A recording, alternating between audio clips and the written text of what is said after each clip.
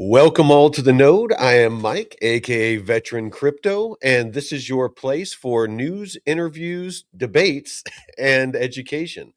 So yesterday we had a great debate on, and shout out and thanks again to Mikkel, who was willing to come on and debate me about XRP. A lot of really, really great information that was shared on both sides, as far as points of view on that. And again, very, very much enjoyed that. Hope to have him on again. David, how's it going? I got great news, Mike.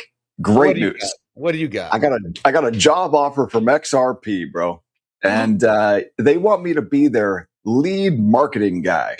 So I think I'm going to take the job. All right. So we're going to become XRP maxis now. That's right, bro. That's all we're going to do from now on. Oh man, no, there was a lot of really good information on both sides of viewpoints yesterday. I actually learned a couple of things from Mikkel. Didn't change my mind. As far as it being a good opportunity as far as an investment. It's could we be wrong? Absolutely. I just don't see with as high of a market cap it is. I just can't get behind basing my whole investment on speculation. And he admitted as much. And again, that doesn't mean you're not going to make money on it, but he admitted that he was investing in XRP based off of a lot of speculation. And I just can't get behind that. I've gotten burned too many times. I tried it with Casper. There was a lot of NDAs and promises. And that's a lower market cap, so a lot more potential reward. I saw it with Kita. A lot of these, NDAs and we're in talks with and, things like that. And they just never came to fruition. And I look at XRP and I see the same thing. It's, when the court case is over, when Jeb McCaleb stops dumping his XRP, when, the Clarity Act comes out, there's always one more hurdle that needs to be accomplished before XRP goes to the moon.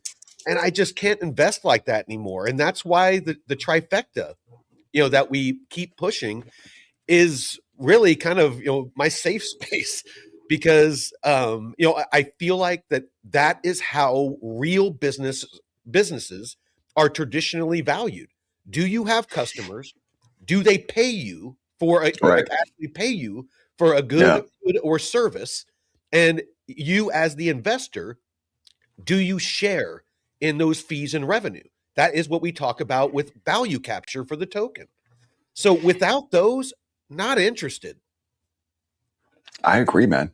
And it makes perfect sense that if you're going to value a digital asset, you should be looking at those three things and not necessarily focused only on speculative value. Is there value in speculation? Obviously there is. Obviously there is. Because you take a look at something like, this SPX 6900 meme coin. Yep. Dude, I have seen the most amazing videos on the internet of people dancing, the community that they have, that they built for that thing. It is amazing. And so obviously there's value in speculation because there isn't any other value there. Maybe the community itself is the value. I can't quite tell. Most meme coins, zero value. But hey, if you want to speculate, great. That's kind of the way that I think about XRP too, man. I think of it as basically like a meme coin with the same type of, overzealous community, I would say. Yeah. No, and you can make money off stuff like that. I mean, we've seen it time and time again in crypto. Is it something that I'm going to invest in, long term? Absolutely not. If I was a trader, maybe trade that short term, trade that volatility, the buy the rumor, sell the news, all those, kind of old ways of making money in crypto. And with meme coins, usually by the time you start seeing all the stuff on social media and you really start hearing about it, usually most of the gains have been accomplished. It's meme coins are a flash in the pan these days. I mean, even that cash cat, I think it lasted I think like a day or two. It Like, pumped again. It, yeah, it pumped again. and then Yeah. it retraced again. Well, so here, let me take a look at it. I haven't looked at it yet today, but so yeah, it that's so crazy too, because obviously someone knew that it was going to get the listing on Robinhood, Yeah. and so they were buying it up back in the beginning of this month, Yeah. at 3 cents, and looks like they dumped at 18 cents, and the thing is pulling back again. So, Yeah. I mean, that type of volatility, you can definitely make a ton of money trading Oh that. yeah. I've picked up the narrative. And we've been saying this for months. We're not the only ones saying it now. This is how, institutions, this is how smart money is going to look at these assets. Is there actual adoption? Is there actual fees and revenue being generated? Otherwise, why the hell would you invest in it? If it's not making money, if the product or service it isn't solving a pain point or doesn't have a use case that has, people excited about building on it and using it, what are you investing in? I don't know. Yeah, I think that it's probably something akin to just straight up speculation. I think Yeah. that that's probably what it is. So, yeah, man, I think it's really important that at least if you're going to speculate on this stuff, that you know that that's what you're doing. Like that, that's super important. And that's So all we're trying to do here. All we're yeah, all we're trying to do here is just educate you. What you and choose to invest in, how much risk you want to take, none of our business. We are simply here to point out what a lot of content creators out there don't point out. A lot of them are more interested in clicks and engagement and growing their channel, and they're not going to tell you the things that maybe don't make you feel good. They want to make you feel good because those endorphin hits is what gets your engagement. They're going to tell you all the bullish things and make you feel good, and that you're the smartest person on the planet and you're early and you're better than everybody else because you're diamond handing, and while all the paper hands are selling. Make it a point to respond to all the comments on X and on YouTube that everybody makes. And some of the comments I've been laughing just because it's like they didn't listen to any of the facts or data that was pointed out on either side, and they just go to those ad hominem attacks. But what we got here, tokenized RWA's triple deposits to 7.4 billion as broader DeFi contracts 15%. And this is from CoinShares. So deposits into lending platforms and dexes more than tripled year over year to 7.4 billion, driven by conventional assets like tokenized treasuries, private credit, and gold. A new CoinShares and token terminal report found. Meanwhile, total DeFi deposits fell around 15%.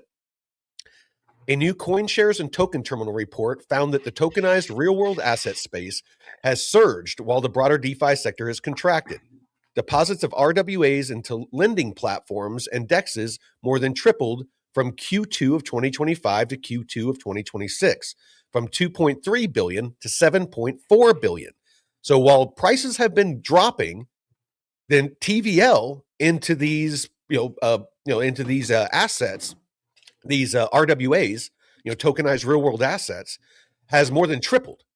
So all of these projects that are onboarding and tokenizing stocks and bonds and the repo market and gold and silver and all these different things, it's all coming on chain. It's not a matter of if, it's happening. You just need to be identifying the right projects that where all of this liquidity is going to move, not just be held, it needs to move. because if it's just held and doesn't move, it doesn't generate fees or revenue. You need to have the movement of value. Agreed 100%, Mike. And, when I think about these digital assets, I really think about Canton Network, man. That is what I think about when I think about RWAs, because, basically Canton is leading the way. That's what I think. Oh, and it's not just our opinion. I mean, you look at the data. The data, it shows that they have the most, by far, the most TVL, almost $400 billion worth. They have the most, not, I don't want to say volume because I haven't checked that, but they have the most fees being generated. So to the tune of it's been as high as $3 million a day, 100% of which, right now it's around 2 million. 100% of which goes to buying back and burning the CC token. Now, caveat, the token is still inflationary. Again, we're going to point out the good and the bad, but you see real adoption day in and day out for Canton Network. That means that these institutions, JP Morgan Chase, Broadridge, all of these different, banks and organizations and institutions, they see the value. It addresses an actual pain point. They are building and adopting it. That is not hyperbole. I think I used that word right. That isn't a conjecture. It isn't rumors. We're not talking about there's a secretive, NDA. That's not the narrative with Canton. Canton is actual adoption, actual fee generation, and the most important thing for token holders is the token actually. Jeff, what are you doing giving jewels, man? I know. So, the token actually captures value because and there is still some speculation here, I'll admit, if there is enough adoption and enough fees are generated, which we're seeing it move in that direction, then the token will flip deflationary. And there is the potential, again, speculation, that the price of the token could go up substantially. So, yes, there is speculation in all of these projects. However, with Canton, it is based on a lot of hard data and a lot of hard facts that it is actually being adopted and used, and it actually makes money. Whereas 95% of the projects in crypto don't have people launching anything on it. They're not building anything. They generate no fees and revenue. And many of them, the tokenomics suck to where even if they did, you, the token holder, don't benefit. Right. Yeah, that's very true. And I see that comment in the chat from Hacks2992 asking about Red. And Mike, isn't Red in the Intel library now? I think it's our deep dive for today. Awesome. I'm looking forward to that. So we're going to learn about Redstone and that modular Oracle infrastructure, because I think that is, one of the key pieces of the stack over there on Canton Network. Yeah. So that's going to be pretty interesting, I think. I believe the Canton Network, some of the dApps there use not just Redstone, but also Chainlink oracles. And, Mike, what I've been working on just over the last, basically the last 2 days in the Learn section at the Node.pro is that Canton Network course. And so now what I'm doing is I'm building out all the video content for every single one of those lessons in there. So look, if you want to build a skill set, that's the place to do it. And I'm actually going to have to start gating some of those courses. So the Canton Network course is gated, but DeFi High School, that one's totally free. And DeFi University, that is totally free. Bitcoin University is free. Bitcoin University is totally free. And I updated the Bitcoin University course big time yesterday. Nice. So if you take a look at that, if you click on one of the lessons for the Bitcoin University, and Mike, you have access to the paid Canton Network courses also. Yeah. Nice. All right. So yeah, so it's really, Anyway, really cool, man. benefits of being on the channel. That's right. So, and something else that we give away for free. So a lot of I was laughing because a lot of people in the comments were trying to say that we were paid shills to FUD XRP. We have never and will never accept payment to talk positively or negatively about anything. We don't even accept payment for hosting Canton News's spaces. We do not accept money of any kind for anything that we talk about here on the channel because it allows us to be objective and point out the positives and the negatives. Because if we're paid, then we're incentivized to speak a certain way, and we will not do that. Another thing, we like David said, we give away the majority of our educational content. Most channels out there charge for this a lot of money. Our community, this is free as well. If you want to come in here and chat with us, chat with the community, you have questions, you're having concerns, having trouble with your wallet, connecting to a DeFi protocol or something like that. There's a lot of people in here. We're not going to ask you for access to it, but we can help you figure out why it is that you're having issues. The Intel library, the deep dives that we do, this is all free. Like today, we're doing Redstone and Tezos. But there is a bunch. We do 10 a week. There is a bunch of projects in here. And the key to all of these is that the source document at the very end, after the video, after all the material that you can read, after the slide decks that you can go through, the source document is the meat. If you scroll to the end of that, all of the information that we use to build these deep dives, we cite our sources and we hyperlink to them. So you can click on them and you can fact check us. And if we're wrong, let us know. We'll update it. We are here to educate, not influence. We are educators, not influencers. We don't care what you invest in. I'm going to keep saying this. I don't care if you buy XRP. I don't care if you buy HBAR. None of my business. And I don't care if you buy what I buy. All we want you to do is be educated when you do it. Exactly. And the best way to become educated is to go through the deep dive content and then to hop into the learning section and go through the courses. Leering. The Leering Center. It's pronounced that's all. That's all you got to do. Let the leering begin. Yes.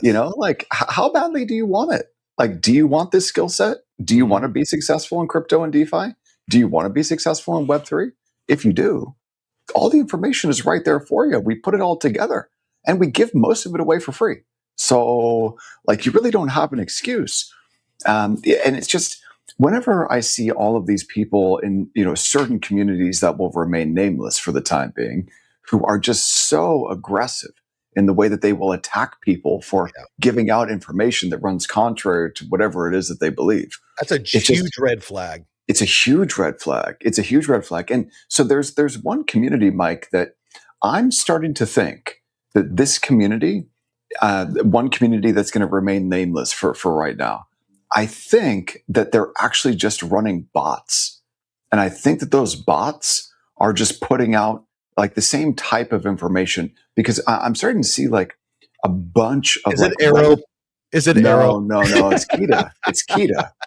I think Kita and KTA might be running some type of illegitimate marketing campaign using bots. I can't tell, because it looks like there's a bunch of like relatively new accounts on different socials that are basically on X, like a bunch of new accounts on X that are just like posting the same type of content over and over and over again. And they're doing that as it looks like the insiders at KTA are just dumping. So like that's a really, really bad thing if it's true. There is, none of that's verified, but right. I will say that what is a KTA bull that I was talking to that was posting, and they were saying that the reason that the price is dumping is because there's a long time whale that's been dumping, and who that is, I don't know. We just like to give facts here, but something to look into, because if a KTA bull is saying that a long time whale, holder is dumping their tokens, what does that tell you? Nothing It, good. it doesn't mean that the project's dead. It doesn't mean that it can't come back. But if you look at the chart, it doesn't look good. If you look at the track record of promises that have not come to fruition, really the biggest narrative for it right now is that Ask Group that that they partnered with, and it's not a partnership. The ass group. I know, but the partnership that they keep on saying is a partnership isn't a partnership. They signed an MOU, and they did this big photo op where everybody's signing, and it's in the UAE, and everything's beautiful behind them, and it was an MOU. It's a memorandum of understanding. All it is it lines out the discussion that they're going to have, what the responsibilities of the individual parties are. It's not a legal contract. There's no obligation for them to build or adopt or anything. No money is exchanging hands. You really need to understand when you see, this bullish stuff posted. And that's why we, I don't want to say attack, but that's why we go after XRP so much, is that because it's the same thing. Yeah. It's always, there's a guy that knows a guy, or there's an NDA that they can't talk about right now, but trust me, bro, it's right. I'm sorry, this asset class is too mature. I mean, yes, we're early, but there are plenty of projects out there that have NDAs. Again, Canton is one of them. They are dealing with major enterprise and institutions, and they're shipping. They are launching. They are moving value. They are moving liquidity. They are earning money. There are Ethereum, Solana. There are plenty of projects out, even AVAX. There's plenty of projects out there that are doing things, that are building and launching. Why hold on, unless it's a long shot play and you're hoping to like 100x, but high to do that with a high market cap, to invest in a project that already has like a $60 billion market cap, you're going to take that kind of risk? It doesn't make sense. It doesn't make sense to me at all. It doesn't make sense. So, nah. All right, let's jump into this. So, Zenith. This is an interview that we did. I'm very excited about them launching a token. I want to see what the tokenomics are going to be on it before I'm going to invest in it, of course. But Zenith is building, and what their use case is actually, you know what, David? I'll let you explain it. I've been talking enough. No. So Zenith is basically just allows you to launch EVM dApps on the Canton network. And did we run deep dive research on Zenith, Mike? I believe we did, yes. Okay. So let's see here. I want to hop in. There it is. Yeah. So if you can type in there, let's see. I think the token is ZEN, right? But remember, it hasn't launched yet. Right. You know what I saw yesterday, Mike, on X was that they had tested the atomic swaps between EVM and Canton network. They successfully tested that. Imagine that. Oh, there it is. Yeah. Yeah, there it is. So Zenith demonstrates Canton EVM atomic swap on a test network. So again, they haven't fully launched. That we interviewed the CEO. They are going to launch a token. Oh no, it wasn't the CEO. It was the head of ecosystem. But Gustav. But he did say that they're launching a token. Didn't have details about the tokenomics or anything. But Zenith has shared an update on its work to connect EVM applications with Canton Network. The team demonstrated an atomic swap between CIP56 asset on Canton and an ERC20 asset on Zenith. The exchange was carried out through a Canton native application on a feature complete test network. The demonstration involved a Canton user operating with a party ID and a Zenith user using an EVM account. The two assets were exchanged as part of the same transaction. This work forms part of Zenith's commitments under CIP 0091, the governance proposal that approved Zenith as a Canton Super Validator. One of the proposals deliverables is to demonstrate an atomic swap between a DAML native asset, which is the smart contract language on Canton, and an asset running on Zenith EVM. To support the connection between the two environments, Zenith developed an external call. The function allows a DAML contract on Canton to interact with a Solidity contract on Zenith and return the result to the same workflow. This is designed to ensure that the Canton and EVM parts of a transaction complete together. That's what an atomic swap is. Either it completes in its entirety or it reverts to its original state. End-to-end support for external calls was delivered in July, according to the Canton GitHub tracker. The feature remains limited to a development protocol version and is not yet available on Canton mainnet. They expect external call to be introduced on Canton mainnet with the Canton 3.6 release in late Q3 or early Q4 of this year. The team plans to begin Zenith EVM to Canton mainnet after the upgrade. The next phase of the roadmap includes further testnet environments and early pilots ahead of production deployments. So this is why we are so bullish on Canton, is stuff like this. They are actually building and launching. And as these things build and launch, as part of the tokenomics, it contributes, every transaction contributes to the burn mechanism. And as more and more launch, more and more is burned.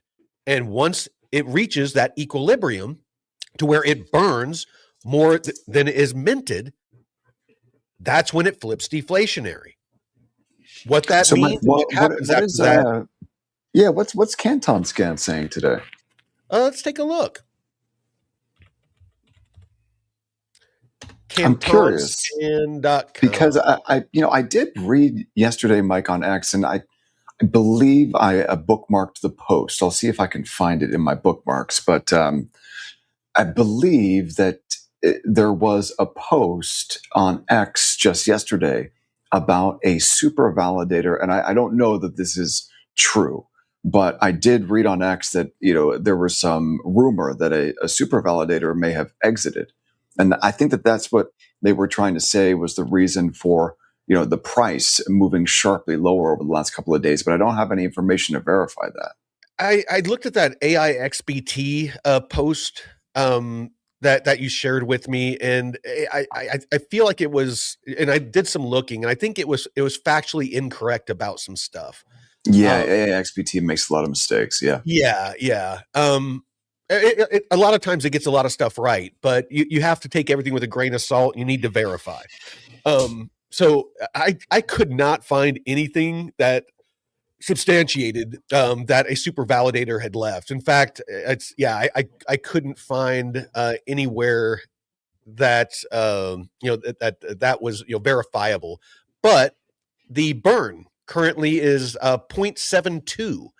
And so once it reaches a full value of 1, that's when it flips deflationary.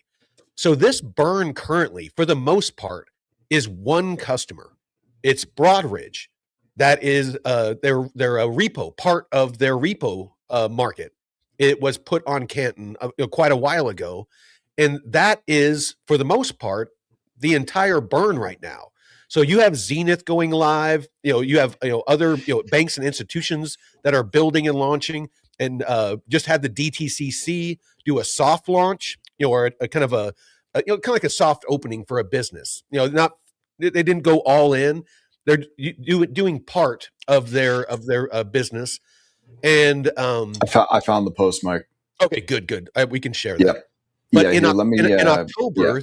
The DTCC goes live. Here, I'm gonna just pop it in the chat, and then if you want to just bring it up on your screen, just let me know. Let me know what you think of this. So this is from an X account, CC Inquisitor, and I just popped it in the chat there, Mike. So if you want to take a look at that, I think it could. I mean, look, we need to be able to verify this. There's only 83 followers in this account. But what do you make of this? Looks like we lost a super validator on Canton Network. Maybe part of why the price is tanking.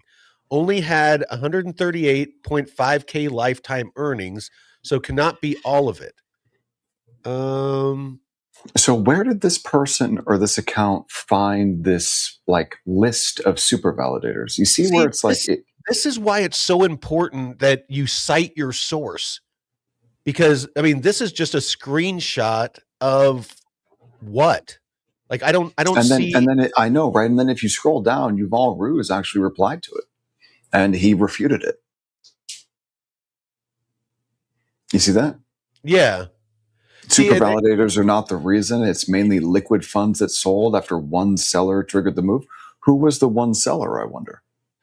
Honestly, I would think that the one seller was probably a super validator. So those that don't understand, a lot of the incentives that they get for running a super validator, 70% to be exact, gets locked.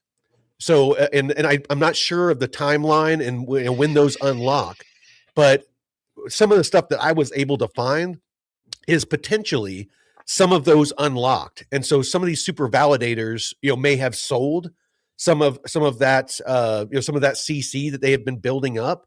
And maybe that was one of the sellers that triggered, kind of that cascade effect. Honestly, it doesn't bother me because I see what's being built. I mean, there's actual, not NDAs, not rumors. There's actual stuff being built and launched. There's actually revenue and fees being, generated and made. And there's an actual mechanism or value capture for the token to share in that success. So I've actually been buying more CC on this dip. And if it goes lower, and I'm actually going to back the truck up. If it goes down to 7, or it's low of 6 cents, I'll be buying as much of it as I can. Yeah, see, Not that's where I financial disagree. advice. Not Yeah, financial advice. so Mike, that's where I disagree because as bullish as I am on Canton, as of right now, it's still inflationary and it's still a governance token with an unlimited supply. So what I really want to see is I want to see the chart find some decent support and start actually bouncing. I am totally okay with missing the lows. I'm totally fine with that. I need to see a little bit better price action before I can commit any capital to CC at all. And so what I'm We have doing, very different styles, and that's okay. yes, totally fine. Yeah. And so, what I'm thinking about also is I want to learn as much as I can about Canton before I jump in and start buying the thing. And that's why I built all of that education. Like I built it kind of selfishly. I built it for myself, man. Yeah. Like I want to learn about this stuff. And so it's all right there. And all the video content is going to be added to all those lessons. It's going to take me about 2 weeks to add all the video content in because I can only produce 2 pieces of cinematic video content per day. Yeah. So it's going to take about 2 weeks to be able to produce all those pieces of video content. But I mean, I need to learn more about it before I can really jump in and buy it. Because, hey, look, it is amazing to see what Canton Network has been able to build. And the and that's numbers. what I'm looking at is I'm buying big numbers. Yeah, I'm just buying whenever I see where I feel there's an opportunity, just because of what David just said. I see what they're building. They're one of the few projects in crypto that's getting actual adoption that actually makes money like a business should. And there's a way for us, the token holder, to potentially profit from it. And it's not speculation. The only thing speculative about it is what's going to happen when it flips deflationary. Is it going to double in value? Is it going to go down in value? Is it going to, dude? I think that it puts in some big multiples. That's what I think. Yeah, that's my speculation. That's my speculation. We need to admit that. I agree, but we need to admit that that's speculation. But it's speculation based off a lot of really good, solid fundamentals. It certainly looks like they are. They really do look great. It looks like it takes forever to build stuff on there, though. Yeah, that's why I've been so interested in building out all of that educational content so that I can build a DApp Mhm. on Canton Network because I know just how easy it is to spin up a DApp on EVM or SVM. I'm sure it's probably similar on SUI too, but with that move language. But EVM and SVM, like, dude, if you've got a great idea and you know what you're doing, you could spin up a DApp in a weekend, Yeah. like something really cool. But it looks to me like on Canton, it actually does take quite a bit longer to be able to build. And I think that's because of the compliance layer. I'm not quite sure. That's why I I that built all would the education. That was gonna be my guess. Is I was gonna say that, probably because there's a lot of compliance that's like a main focus of theirs, kind of that institutional compliance with regulations and things like that. I know to be a super validator, there's a vetting process. There's a lot more to it, and I know a decent amount about Canton, but kind of the best subject matter expert that I've found is Scott. Scott, for Yeah, sure. and he focuses on Canton, and honestly, as complex as it is, it if you're looking for somebody to learn about Canton in its entirety, I would suggest going to Longview Compute and watching Scott. I agree. I agree 100%. He really does put out, I think, some of the best, if not the best, Canton network content Yeah. on social, on X, on YouTube. I Mhm. mean, his content is so good when it comes to Canton. And by the way, I did get my refund from CypherRock, so very very happy. And I believe that Scott did help me get that refund. So big shout out to Scott at Longview Compute. Thank you for helping me get that refund from CypherRock. And it looks like Ledger. I believe Ledger is a validator or a super validator on the Canton Yes, network. they are. They did build out the libraries so that you can self custody CC on your Ledger Currently? devices. So they were built. They're not live yet. Okay, They're not okay. live yet. Yeah. Because I wanna So get my CC off of an exchange that I have it on, because I had it in that Braun wallet, and not I don't wanna blame Braun. My understanding is it had to do with the actual Canton network, and maybe it's a security feature, I don't know, but I tried to move all of my Canton, off the Braun wallet, and at first, it would only let me send, like, 265 Canton, and they wanted to charge me, like, $5 to do it. And then, after after I did that transaction, it would let me do, like, 500 and something. And then after that, it let me do the whole amount. So I ended up having to pay, like, $15 to, move my Canton off. So wasn't too impressed with that.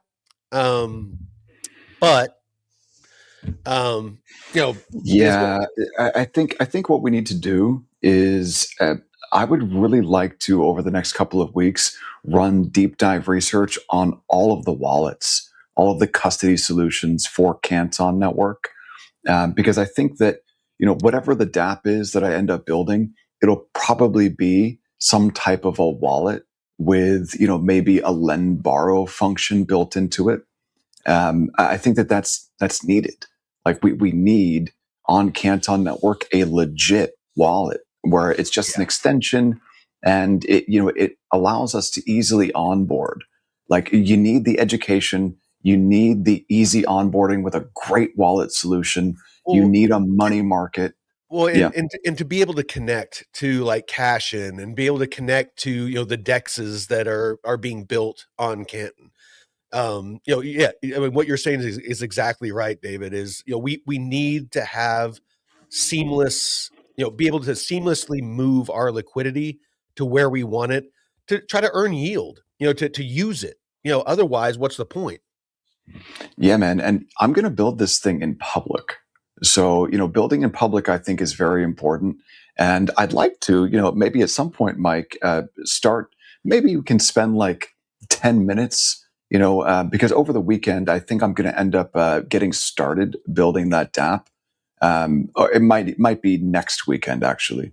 But I would really like to build in public. So maybe just like a couple of minutes during the show, Mhm. like once or twice a week, or maybe every day. I can actually show what I'm doing. Yeah. literally build live and build the DApp live. And I'm going Oh, to apply for a maybe grant we just too. do like a couple specials or something like that. I don't know, man. I think it would be great if we just did it on the main show, like, 5 or 10 minutes on the main show. And I can just hop in and show exactly what I'm doing live. And that way people can follow the progress and or apply for the grants live. I think that that would be a lot of fun to watch for everyone. Oh, we can talk about it. Sure. Let's see. What else we got? So Isla joins Kenton Foundation as associate member to shape digital securities.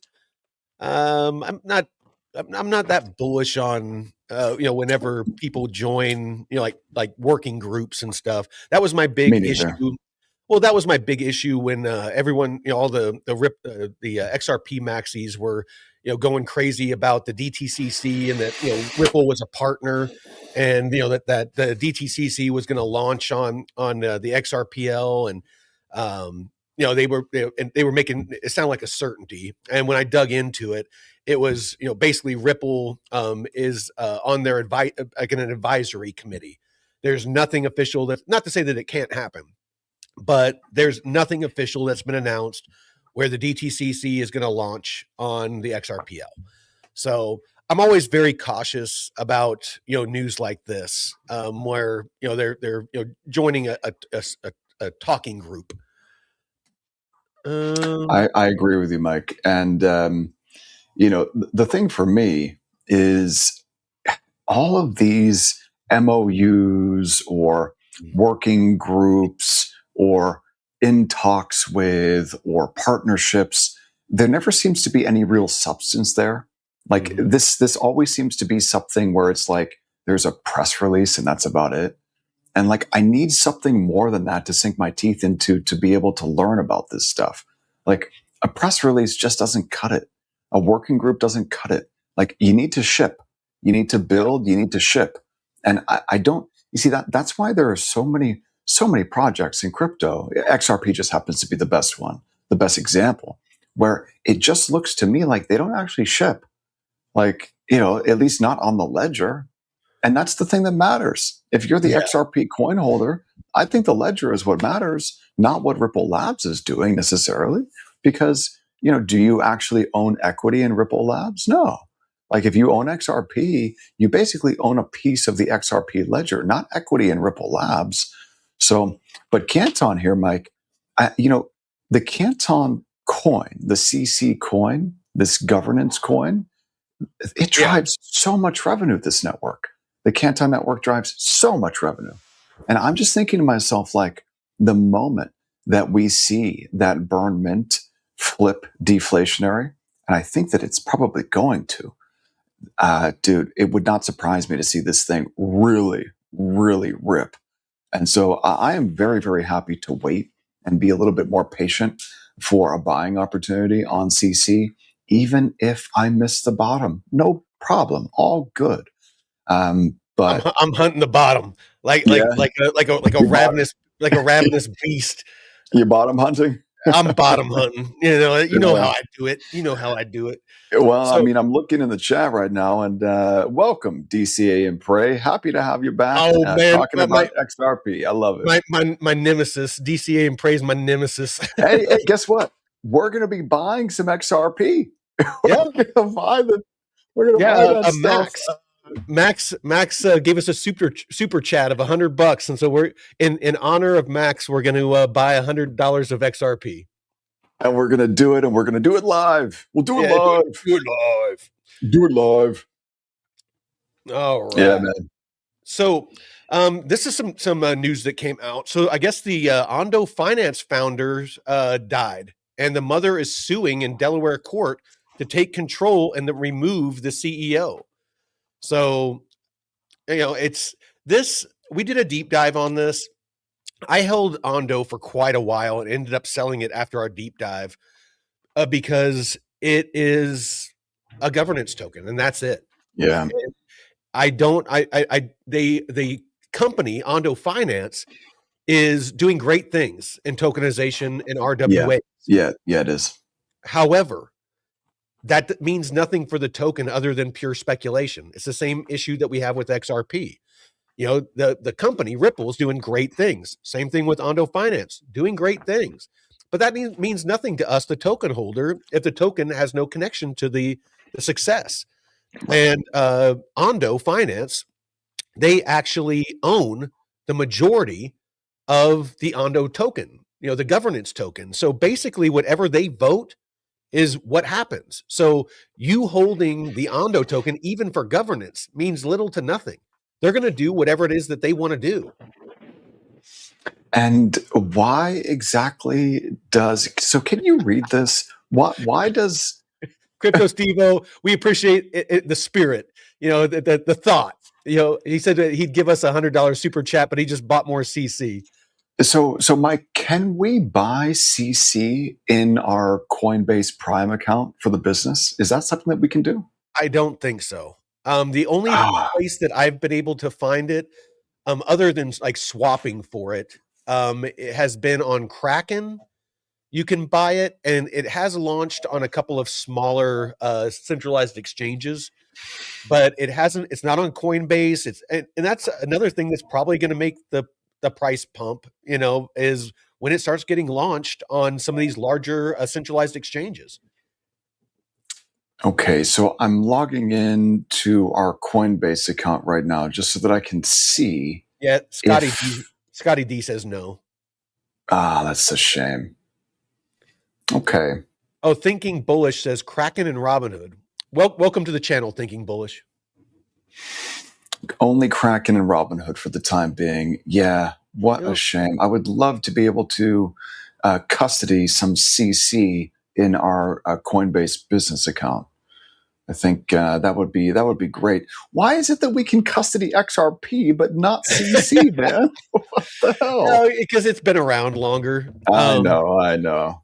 I'm surprised though, just with everything that Canton has going on, that more centralized exchanges haven't listed it. It has a decent market cap. I mean, actually a pretty large market cap. Plenty of mind share. It's getting plenty of traction. As far as adoption, it's obviously not going anywhere anytime soon. Unless some major black swan happens where there's an exploit that can't be fixed, or there's a massive exploit where the hundreds of millions of dollars get sucked out or something like that. I don't see why it's not why it hasn't been listed yet. So here, about this Ondo piece of news. So the mother of the founder. Yeah. So why does she have anything to do? Like, it's kind of like, when you elect a president of the United States and all of a sudden, like, his wife starts doing stuff. It's like, we didn't vote for you. We voted for the president. Like, the moment there's a female president, okay, great. But I don't care about her husband. Like, so it's like here, like, what does this woman have anything to do with Ondo? I don't get it. Let's see what it has to say. So a corporate control fight has broken out at tokenized real-world asset issuer Ondo Finance, with the mother of the founder, Nathan Allman, accusing former president and current CEO, Ian DeBode, of improperly seizing control of the company after Allman's death in May. The block first reported on Thursday. Allman died as Ondo CEO, sole director and controlling shareholder, leaving the board with no sitting directors and his voting power locked inside his estate. Kathleen Allman was quoted as saying in the filings by CoinDesk she was appointed personal representative by a Hawaii probate court on June 26th. So that answers your question, David. Got it. She potentially is going to inherit his controlling shares. So Ondo, the native token of Ondo, carries a market value near $2 billion, and the company is one of the largest issuers in real-world asset tokenization, with products including the USDY and OUSG tokens. The estate is seeking an expedited ruling on the grounds that uncertainty over who runs the company could affect contracts, spending, and equity issuances. The complaint says DeBode claimed he automatically became CEO under Ondo's bylaws without board action, installed himself as sole director through a voting agreement, and began hiring advisors. And this is what I'm talking about with the voting, and began hiring advisors and approving performance grants, according to the reports. Allman reportedly said she initially sought a cooperative transition, reaffirming DeBode as president, but alleges the company refused to recognize her authority or hand over a shareholder list. She expanded the board and appointed Gordon Lau, who declined, and Tani Tawil and Nathan Allman's sister. On July 24th, the two voted to remove DeBode from all positions and installed Allman as chair and interim CEO. He's claiming that her claims are meritless and that Ondo retains the support of its lead investors and the Ondo Foundation, which owns most of the voting rights, calling the lawsuit not in the interest of the company or its stockholders. Nathan Allman founded Ondo in 2021, leaving Goldman Sachs. Okay, so basically it looks like that she is going to potentially inherit the former founders' controlling share of the company. And so that is kind of the what she's standing on to take control. So what are your thoughts on this, David? Man, so look, if I start a business and I own that business, right? Let's just say, as an example, I start this business, I own the business, and then I die. Why would my family member all of a sudden, who maybe had nothing to do with it, nothing to do with the business, maybe knows nothing about the business, why would they suddenly start to exert control or influence over the business?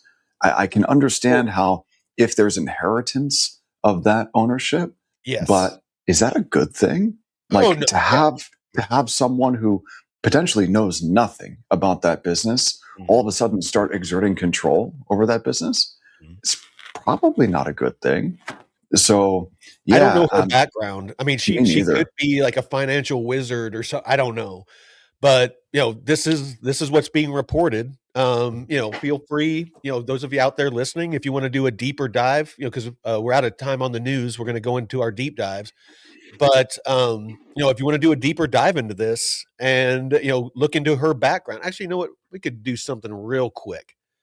Kathleen Allman. Let's do a quick search on her. I'm curious. I'm curious about that. I'm curious enough that we'll do a quick search on her and just see who she is. And by the way, I'm integrating right now as we speak. I'm just running the deep dive research for the Coinbase Business API, the Coinbase Commerce API, so that anyone who wants to join the Node.pro can do so rather than just using a credit card. They'll be able to do so using crypto. So I'm going to integrate that in, and that's going to be pretty cool. All right. So Kathleen Allman is the mother and personal representative of the estate of Nathan Allman, the late founder and original CEO of Ondo, who passed away. She is not a Web3 or traditional finance executive by background. Instead, her involvement with Ondo Finance stems directly from her role as the legal personal representative of her son's estate. Upon Nathan Allman's passing, controlling equity and majority voting shares in Ondo Finance transferred to his estate. As the court-appointed personal representative, she assumed legal control of those voting rights on behalf of the estate. Again, that one person has controlling voting rights over the whole project. Not bullish. What if she's a crackhead? I'm not saying she is, but what if it's like, well, let's sell all the equity and buy drugs? Like, that's not according to this. She has no Web3 or traditional finance executive background. I'm looking specifically for what her, there's nothing in here that shows that she has any business So, Mike, how do you spin this to make it sound bullish for Ondo? Because Ondo I has one of don't. these communities that's kind of like XRP and Kita and ADA. Like Ondo is another overzealous type community. So, how think about how you could spin it to make it sound super bullish, because that's whatever those people are going to do. They're going to do that exact same thing. Honestly, I don't, and I think that the market has spoken. Let's take a look at what The Ondo actually, you know what? coin, Yeah, do you wanna pull up the chart? Because I mean, I'm not sure. a TA guy, so, I mean, Yeah. I'd appreciate you getting your Let's take a look at some TA. Speaking of it, Bitcoin is it looks like about to break out, very very close. So I closed my shorts first thing this morning. Look, you're either right or you got to exit. you're So you're either you right or wrong. You heard it here first. right, it's either right or right out, because you don't want to get carried out in a body bag, man. And so when you're trading in a pit, they used to call it getting tapped on the shoulder. So like what that meant is, whoever was backing you, if you got a tap on the shoulder, it meant you're out of money, out of margin, you're done. So when you're trading, you're either right or right out. You've got to be able to exit a position. I think that trading is really mostly about how you manage losses psychologically, and also how you manage your winners psychologically. Let's take a look at Ondo real quick. Ondo. So, during this little bit, that's the last time I looked at it was back in June. And I had this arrow drawn in because I believe that we had just run some deep dive research on it. And I thought that it was going to move back down to its lows from Feb.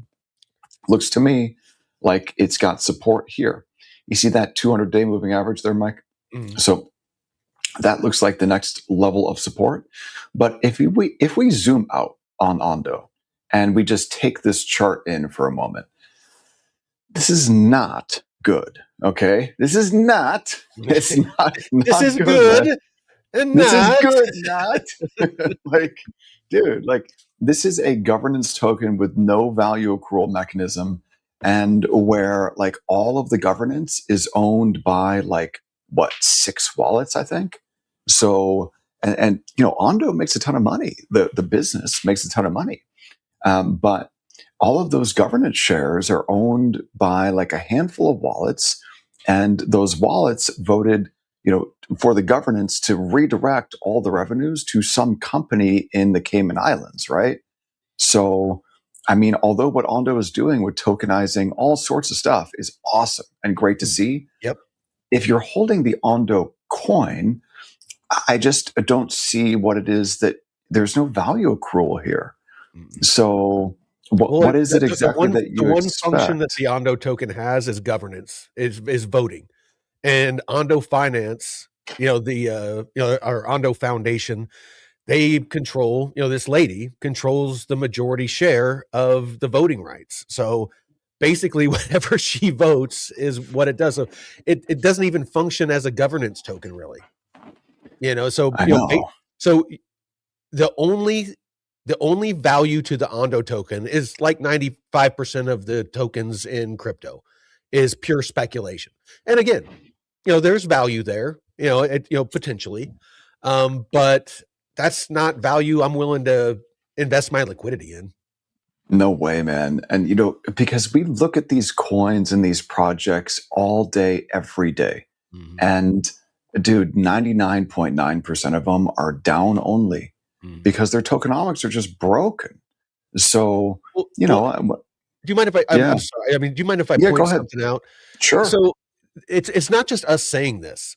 It's institutions are saying this. Other content creators are starting to say this, and the charts show this. That's the key. Is if you look at tokens that have strong value capture, you look at hype, you look at Kenton, even though it's down. If you look at Tron, if there's a bunch of tokens out there that have strong value capture, that have strong adoption. They have a customer base. They are generating fees and revenue, and those fees and revenue are shared with token holders. And almost all of them have outperformed the overall market and outperformed Bitcoin in this bear. That is confirmation of what we're saying. That's a data point that you can look at. It's not our opinion. There's data to support what we're talking about. And Mike, I've got all of those coins at the top of my watch list. I think that, let me just zoom in so everyone can see this a little bit more clearly. But, I think that I've been able to select really like the only handful of coins that have legit value accrual. Now, Bitcoin doesn't really fall into that category, though. Bitcoin to me is the decentralized sovereign commodity, the only digital, decentralized, and truly sovereign commodity. You might actually be able to throw Monero in there just because it is extremely decentralized, but Monero was the victim of a 51% attack, I think, a couple of years ago. So you got to just be on the lookout for stuff like that. But, I think it's, Bitcoin's at the top of my list, Ethereum, Solana, Canton, and look at that. I've got a meme coin, SPX, 6,900. Now, why? Why in the world do I have a meme coin in there? Well, because I need some type of super high volatility, super high risk play. I need that in there because during the next bull, I think that, you know what? If there is one community, one meme coin community that could do well, I think it's this thing. Like the people who own this just look to be like crazy raving lunatics, and that's what you need for a successful meme coin community.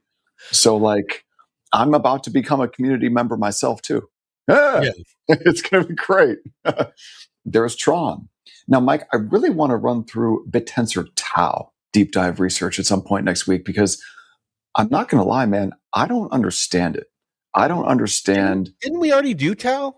Nah, we didn't. We Okay. didn't do it. So we did it before the Intel library, but we also did it.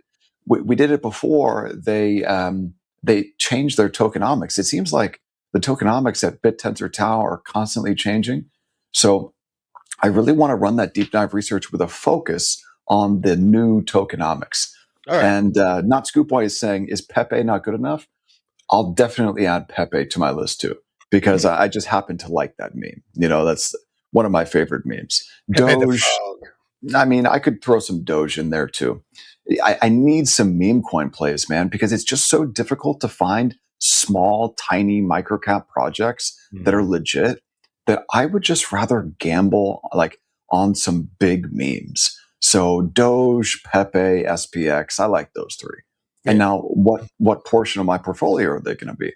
Well, I'm building out my DCA strategy for the beginning of October based on the volatility of these assets. So right now on my shopping list, Bitcoin, ETH, Sol, Canton, SPX, Tron, Tau. That's it. That's on my shopping list. And I want to whittle this down.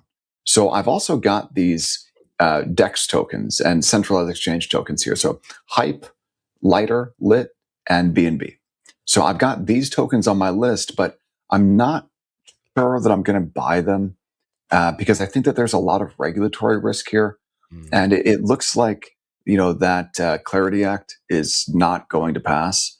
And so, or at least not even going to get voted on.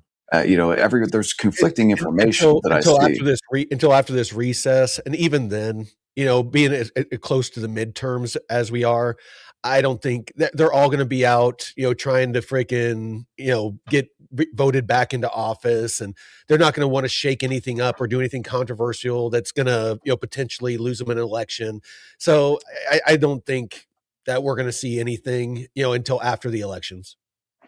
And then of course you got the holidays where basically they don't work for like 2 fucking months.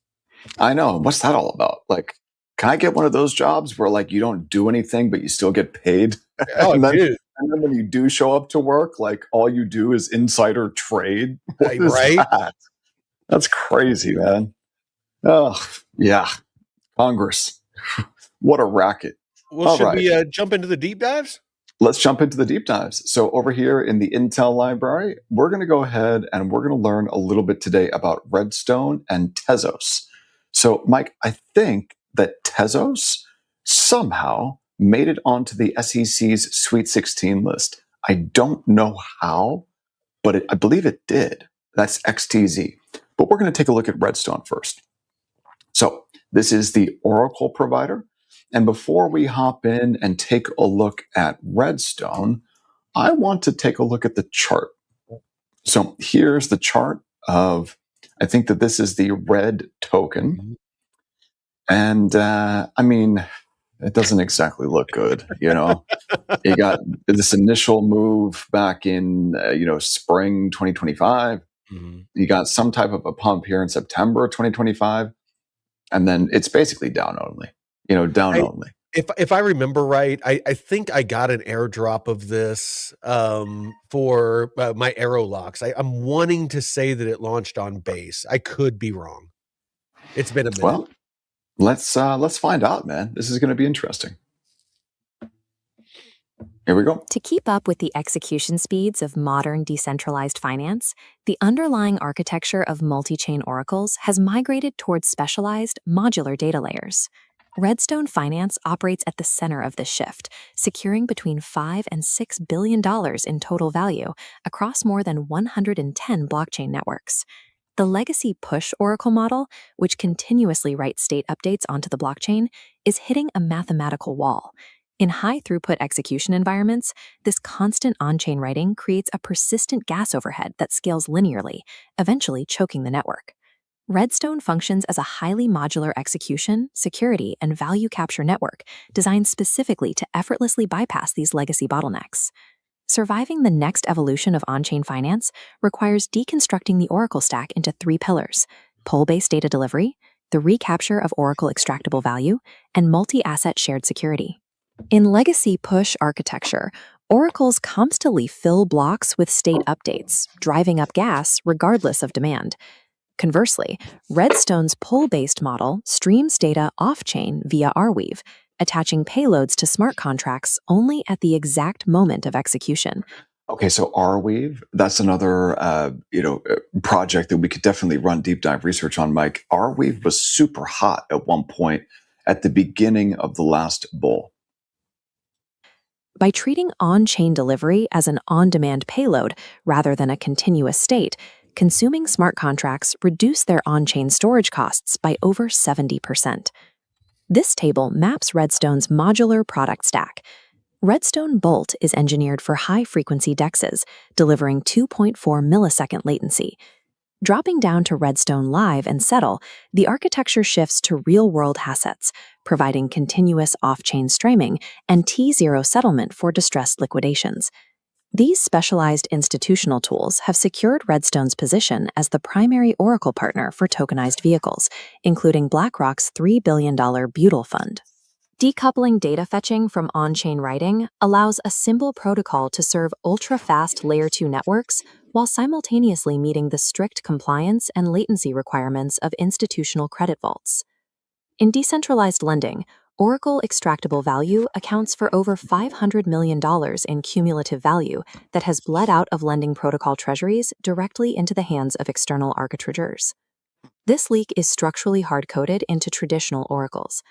Because they rely on discrete deviation thresholds, only updating when prices move by a set percentage, a temporary time lag opens up between a rapid off-chain price drop and the on-chain reality. MEV searcher bots ruthlessly exploit this exact execution delay. They front-run transactions to claim the liquidation bonuses that were originally designed to protect the protocol's treasury. Redstone Atom operates as an internal OEV recapture engine. It internalizes this lost revenue by pairing zero-latency price updates with application-specific sequencing. The atomic execution function governs recapture. When a price movement triggers liquidation, Atom initiates a sealed bid auction. The winning bid bundles the price update, liquidation, and treasury payout atomically. If any component fails, it instantly falls back to standard Oracle routing. Capturing extracted liquidation value alters protocol risk math. Maximum loan-to-value ratios require safety buffers for asset volatility, Oracle latency, and execution delays.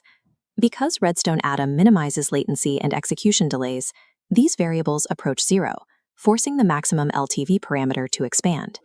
By eliminating Oracle latency and execution delays at the protocol level, lending platforms can safely increase their LTV parameters by 5 to 10% without assuming any additional risk of insolvency. That's The great. cryptoeconomic framework securing this data layer is governed by the native utility token, RED. The token operates on strict supply parameters, a hard coded maximum supply of 1 billion tokens, permanently divided among the community, dedicated to core contributors, and allocated to strategic backers. This function models the network's cumulative circulating supply. It utilizes a stepwise linear unlock mechanism, applying heavy side step functions to enforce multi-year cliff lockups and govern the circulating float over time. This structured vesting timeline is designed to match the expansion of liquid market depth with the actual, verified enterprise demand for node collateralization. Legacy Oracle models often rely on highly inflationary token emissions to reward operators. Redstone utilizes a multi-asset fee routing system, where integrated applications pay for data using base assets like ETH, BTC, and USDC. These collected base assets are routed through an aggregation engine and redistributed directly to node operators and RED stakers. This generates an annual percentage rate between 6 and 11%, derived from actual network utilization rather than token minting. This security model is reinforced by deploying Redstone as an actively validated service, or AVS, on EigenLayer. Under this dual staking model, node operators combine native RED tokens with restaked Ethereum collateral to validate off-chain data feeds. Integrating Ethereum's validator set raises the financial barrier for any malicious actor attempting to corrupt the Oracle consensus, requiring them to compromise both the native RED staking pool and the associated EigenLayer Ethereum pool. Not going to happen. Evaluating the broader multi-chain Oracle market reveals a landscape split between legacy push providers dominating early DeFi and high-frequency publisher networks serving perpetual exchanges. This matrix breaks down Redstone's advantages. Its modular architecture spans 110-plus networks, captures OEV natively via sub-300 millisecond atomic auctions, and secures operations through EigenLayer. Avoiding congested Layer 1 gas wars, its pull-based infrastructure economically deploys real-time feeds for long-tail assets. Furthermore, specialized modules like Redstone Live and Settle are engineered to navigate the strict KYC frameworks and the traditional market hour constraints required by institutional allocators managing real-world assets. By securing these high-value institutional pipelines, the resulting multi-asset yield stacking ensures that, as total network usage grows, value deterministically accrues back to active operators. As global finance accelerates toward modular execution environments and tokenized real-world assets, Redstone's alignment of pole-based data delivery, OEV recapture, and shared economic security establishes it as the foundational infrastructure of institutional Web3. Okay, so that sounds very interesting to me. Now, Mike, is there a like a website for Redstone, something Yeah, like that we can take a look at? yeah. Let Yeah, me I'm pull it very up. curious to see that. Let me pull it up. It will be significant. It will be done. Here we go. Awesome. So let's remove that, add that. So this is it. So the products that they have, their product stack, we got price feeds, proof of reserve, and then specialized oracles. Atom, Bolt, Redstone Live, and Redstone Settle. Hmm. So Okay. where do you want to start? I want to take a look at their staking module. I All want right. to learn more about how, as someone who holds the red token can earn yield on it. And from our deep dive research, it sounded to me like that yield might not be paid in red. It might be paid in like Bitcoin, ETH, and stables. I just want to find out if it's paid in red or if it's paid in an underlying asset. I am not seeing anything.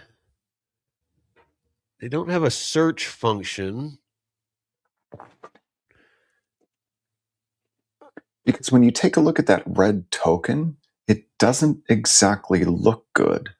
So, that was something interesting that Mikkel made a point about the other day when he said that, if you compare what Ripple Labs did by, launching the coin, giving themselves all of the coin, and then dumping the coin, he was saying that that was actually preferable to, a VC getting a massive allocation and then dumping the coin at the TGE, or My there being some inflationary, linear vesting schedule. my understanding of XRP was that Ripple didn't develop the XRPL, and that whoever did gifted those tokens to Ripple. I mean, dude, there's so much nonsense around Ripple Labs and XRP that, like, I don't even know what's true anymore, you know? Like I said, I mean, But it's been a minute since I looked into that aspect, but I believe you. I could have swore that that's how it was, No, and dude, we could I totally believe you. I'm and just we saying that, like, it's hard to figure out, like, what's what with that thing. let me see if I Because, can. they all claim that, like, they had something to do with creating Bitcoin, and Bitcoin sucks. And so they decided, let's just make XRP instead. And I just don't know what's What what with that. what is the CTO or the ex CTO's name? Oh, Isn't the it weird Schwartz? David Schwartz. Right. Yes, David Schwartz. He did work on Bitcoin at one point. I do remember that. All right, So so did he work on it, like, in the Satoshi era before it launched? that's my understanding. Yeah, Or did like I he said. work on it, like, on the code base? Because, like, there were a lot of people who contributed to the code base, but Mhm. that most of those contributions don't get pushed. I mean, So feel free to take a look. Like I said, that's not it's not something I've looked at in a long time, so yeah, me neither. I don't want to make a statement that I'm not 100% sure about. I hear you. Um, so it looks like staking. Token holders, individual holders stake red directly into the Redstone AVS to cryptographically back data integrity. Um, so it looks like So Mike, yields. what's the URL for this Redstone project? The URL is redstone.finance. So it Okay. looks like the APYs range between 6% and 11%. Multi-asset fee accrual. Beyond native red emissions, stakers are designed to capture real yield execution fees generated by Redstone's data users across 100 plus supported chains. These revenue payouts are distributed in blue chip assets, including ETH, Bitcoin, Sol, and USDC. So Well, it that's looks like, interesting. yeah, it looks like you're correct. It looks like that by staking that you that it's potentially paid out in blue chip assets, a range of blue chip assets. So then how do you actually stake it? Like, that's the thing that I want to figure out how to do. It looks like eigenlayer bonus reward. So maybe on eigenlayer, stakers participating through eigenlayer integrations can earn supplementary ecosystem rewards and restaking points from partner protocols such as EtherFi. Okay. That's awesome. Um, but again, like, I'm on their website and I'm trying to figure out, like, so if I swap into this red token, how do I actually go about staking the thing to earn that yield paid in those underlying assets? How do I do that?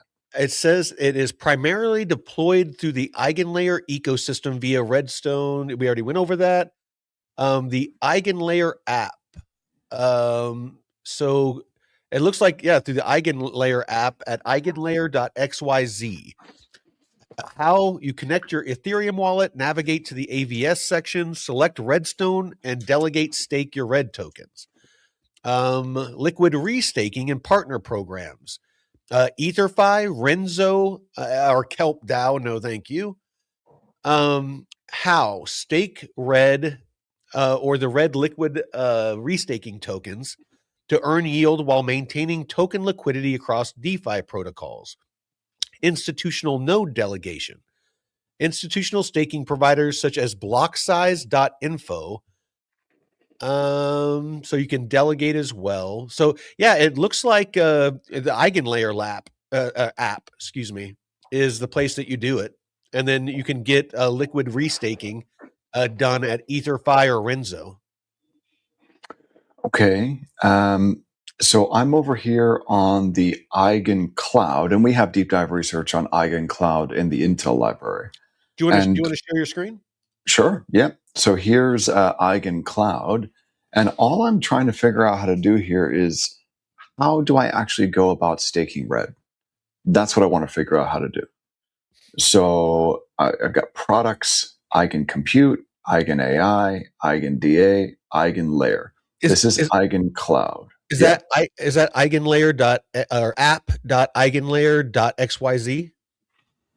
Okay. No, it's not. Let me go ahead and take a look. App All right. dot eigen layer dot xyz. What is an eigen? I don't know. I don't know either. Let me look. So here we go. This is app.eigenlayer.xyz. Okie dokie. So how do I stake some red? How do I do that? Let's see. Restaked assets. So it says connect your Ethereum wallet, navigate to the AVS section. Okay. AVS. I'm on it. All right. Now select redstone. So you could probably type that in search. Yep. Redstone. Okay. It says there's no results. Try just typing in red, maybe. Red. Okay. I'm looking for redstone and I don't see it yet.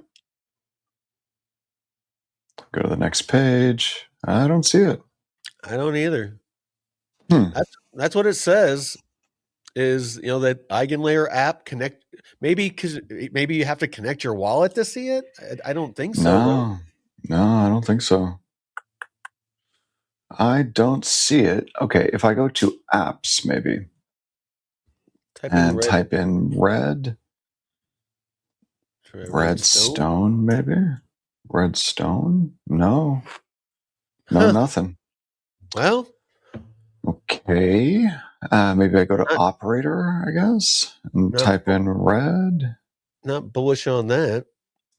Redstone. Okay, here's something. Okay. Redstone 1, Redstone 2, Redstone 3, stakers 1, slashable 0, total value restake 0, AVS is 1. I'm just going to click on Redstone 1. What is this? Okay, Redstone 1, restaking assets. Okay, it says restaked assets, Redstone AVS test token, RAT, RATT. I mean, why is this like, so if you've got the red token, what are you supposed to do with it? How do you earn that yield? I'm not finding anything. The only thing I found was, what? Go to EtherFi and see if you can find the restaking token even. Okay, so here we go. I think I found something. I clicked on token and I typed in red in the search bar. And so now it's, your stake. You see that? Yeah.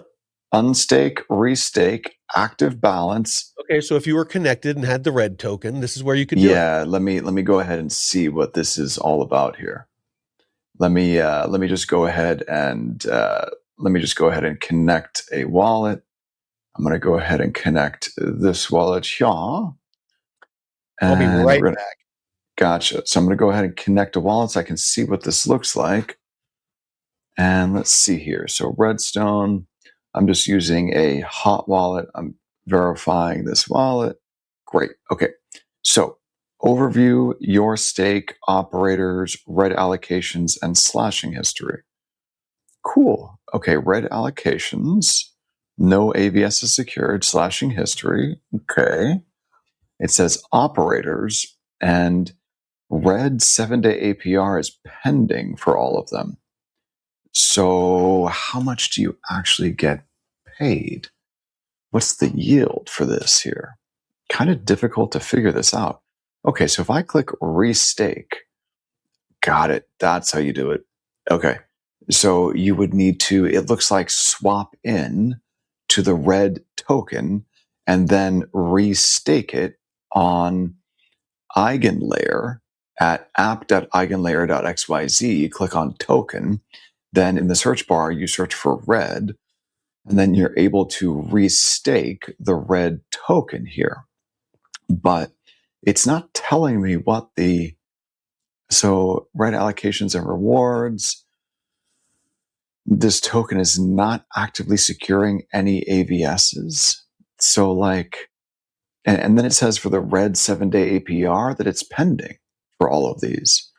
So let me just go ahead and click on one. Like, and these are really small numbers. Like red restaked 458 tokens. Like, that's like nothing. If I go to page one, there we go. Okay, that's bigger. 6.3 million red tokens. So, but again, though, that's like 630K. That's like for like a large institution that's relatively small. Let me just take a look at this. Eigen yields. Okay, Eigen yields aims to share airdrops with our delegators. So why is it that all the 7-day APRs are pending? I don't know. But at least we figured out, I think, how to stake or restake the red token. So that's kind of interesting. All right. Well, Redstone looks like a pretty legit project. I just am not convinced that the tokenomics are any good for token holders. I mean, it's a great project, but why token? Like why do you need a token for it? Couldn't this just be a business that provides Oracle services to protocols and other businesses, and then you just pay for those Oracle services in Bitcoin, ETH, Sol, USDC, whatever? Why do you need a token? Like, I don't think that a lot of these projects actually need tokens. And that's why when you see the stuff launching on Canton Network, a lot of that stuff, those projects, many of them don't have tokens because you kind of sort of don't need a token for every project. So, yeah, wow, It interesting. says, it says that they're required to stake red as collateral against fraudulent or inaccurate price feeds.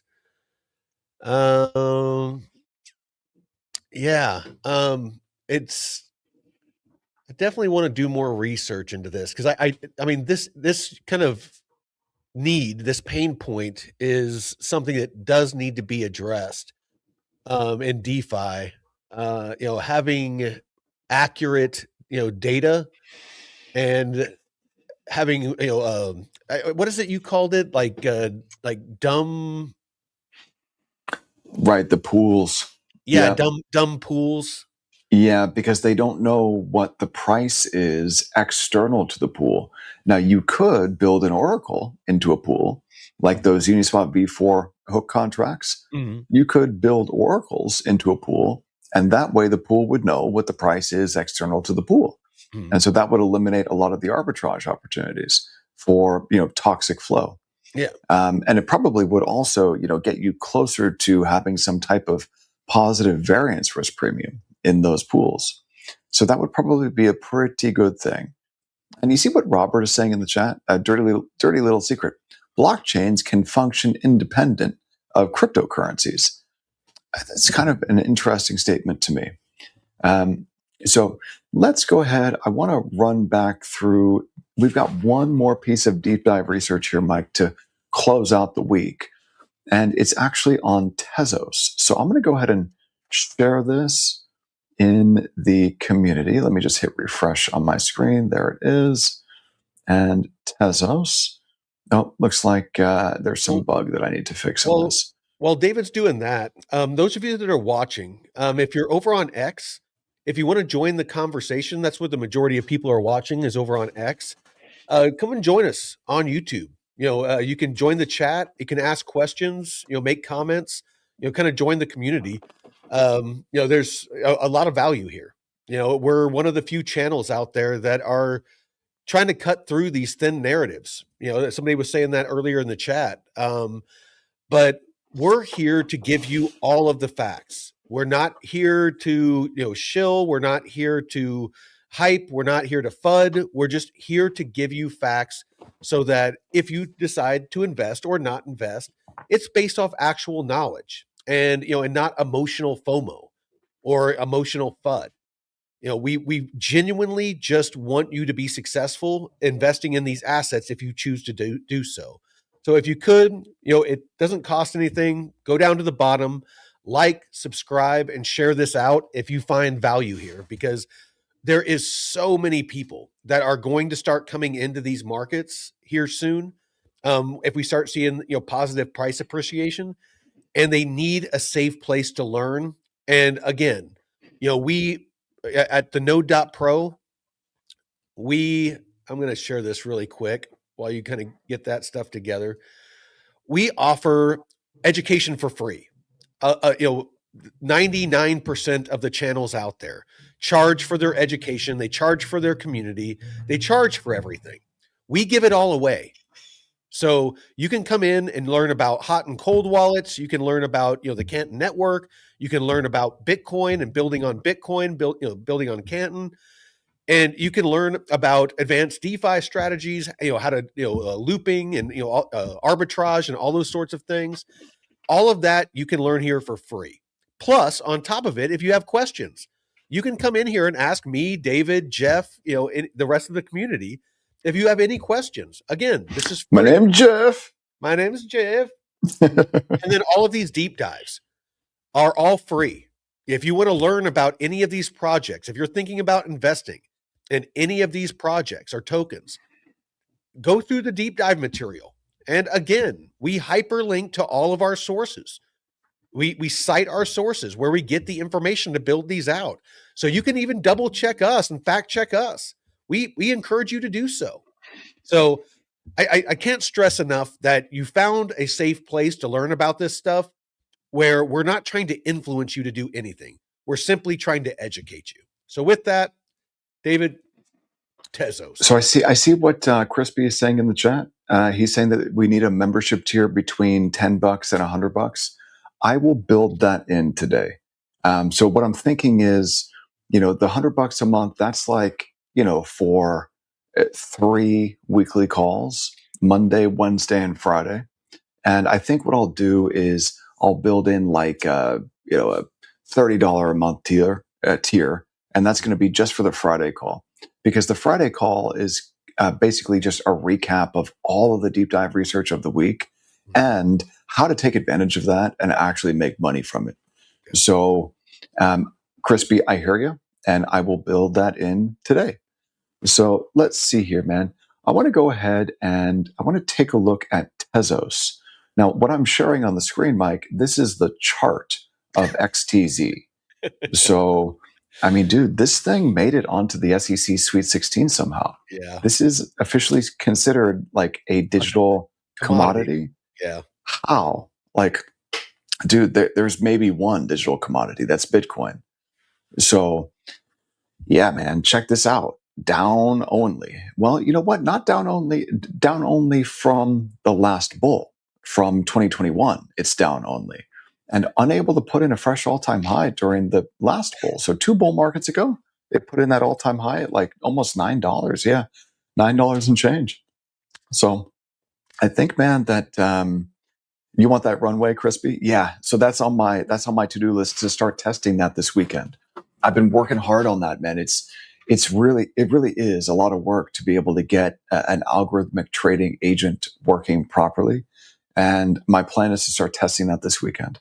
So I got a couple of things on my agenda, and let's go ahead and let's play that deep dive research on Tezos. Here we go. By mid-2026, the blockchain landscape has largely standardized around modular architecture.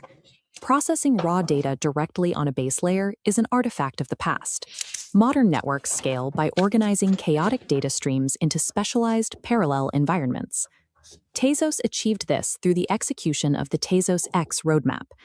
By definitively unbundling base layer consensus from transaction execution, the network engineered a highly efficient division of labor.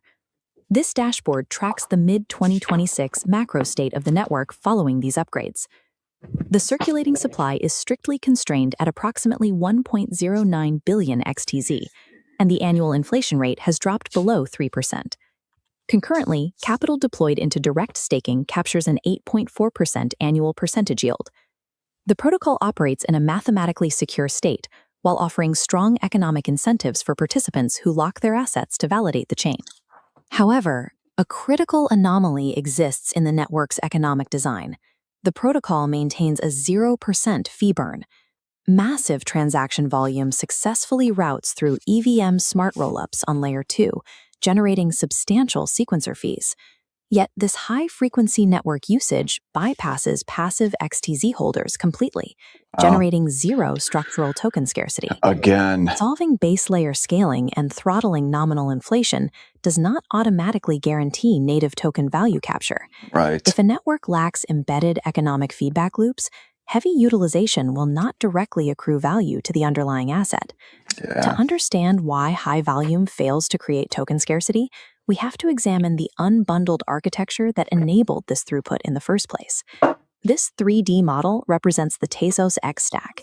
Foundationally, Layer 1 manages Michelson contracts and consensus, optimized by Talon to 6-second block times. Above it, the Ushuaia upgraded data availability layer expands bandwidth to 10 megabytes per second, bridging L1 to Etherlink, the EVM rollup processing high-frequency DeFi.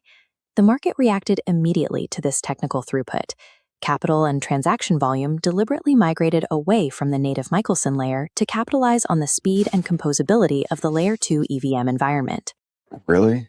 Like, who uses the Tezos EVM Layer 2? I didn't even know that was a thing until just now. Tezos achieved cloud-like scalability without fracturing base layer security. But by pushing volume to Layer 2, the network shifted its economic center of gravity away from where the native token historically captured value.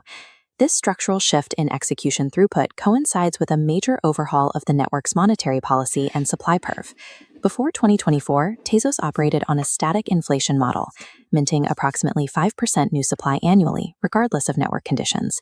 The protocol now utilizes a dynamic framework called adaptive issuance. This chart illustrates adaptive issuance.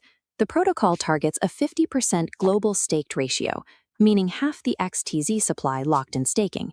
But by mid-2026, only 29% is actively staked. Operating below its security target, this triggers a sub-target response. In this sub-target state, nominal yield dynamically increases, creating a high financial incentive to lock capital into frozen staking contracts. To prevent runaway inflation, the Quebec Adaptive Maximum Constraint mathematically caps absolute inflation spikes based on proximity to the target zone. By adjusting issuance strictly based on capital lockups, nominal supply growth successfully contracted to below 3% annually. Adaptive issuance operates as a highly effective self-regulating monetary engine. It ensures that token dilution only occurs when the protocol explicitly requires more security capital. We are left with two verified facts. Execution volume on Layer 2 is high, and programmatic inflation is low. So exactly where is the 8.4% APY for direct stakers coming from? This flowchart splits tokenomics into two pipelines. On the left, the protocol mints new XTZ every cycle, distributing it to direct stakers for an 8.4% yield. On the right, L1 and L2 usage fees are captured directly by validators and sequencers, bypassing passive holders completely. Unlike Ethereum's EIP 1559 model, Tezos lacks a native protocol-wide base fee burning mechanism on either layer. Because heavy network utilization does not destroy supply, passive token holders absorb continuous dilution from programmatic inflation. The protocol scales efficiently, but usage fails to trigger any structural token scarcity. If the base layer lacks a mechanism to capture value from volume, we have to look at the decentralized application layer to see if individual protocols bridge this gap. This matrix tracks 3 DeFi protocols relying on XTZ. On UVs, stability fees bypass XTZ holders, accruing entirely to U governance tokens. With Tezfin, interest is paid exclusively to active lenders. Only liquidity baking provides a structural exception, permanently burning 0.1% of swap fees. While liquidity baking successfully destroys tokens, its localized burn Did it rate just is say mathematically it insufficient to burns counter. 0 point? 0.1? Let's back that up. Yeah. Yeah. permanently burning 0.1% of swap fees. 0.1% of swap fees. Wow. While liquidity baking successfully destroys tokens, its localized burn rate is mathematically insufficient to counteract the network-wide inflationary emissions created by adaptive issuance. So this is something that we see over and over and over again with so many of these protocols, that they mint so many more tokens than they burn. And if they actually do burn, usually there's no accretive mechanism for token holders. Like there's no value accrual for token holders at all.